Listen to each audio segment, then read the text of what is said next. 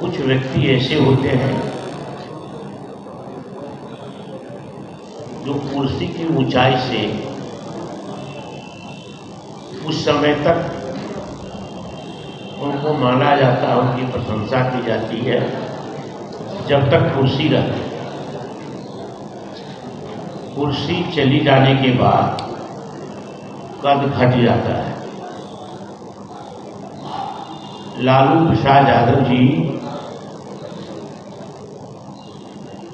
की कुर्सी चली गई, लेकिन उनका जो व्यक्तित्व है और सामाजिक न्याय के योद्धा के रूप में जिस रूप में उनकी ख्याति है, आज कुर्सी पर नहीं है तो उनकी जयदे है और एक महानायक की छवि होगी। कार्यालय का दायरा बढ़ रहा हो तो समझ लीजिए जनाधार का दायरा सीमित हो रहा है और विश्वसनीयता सीमित हो रही है।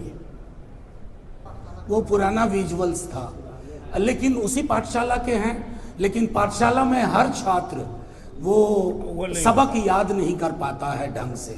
उन्होंने बाद में जो एक पाठशाला ज्वाइन की है ना, उस पाठशाला के पाठ को ज्यादा पढ़ ली है।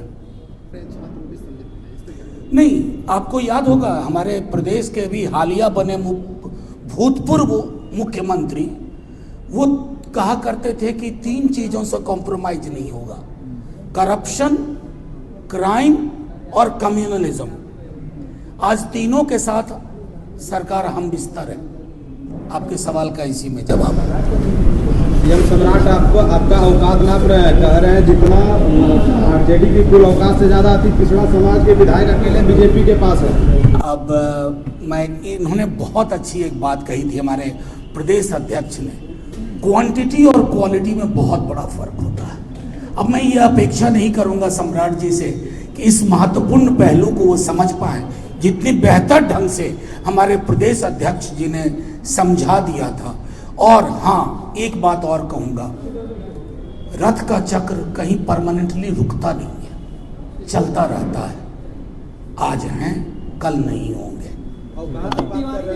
मैंने जवाब दे दिया।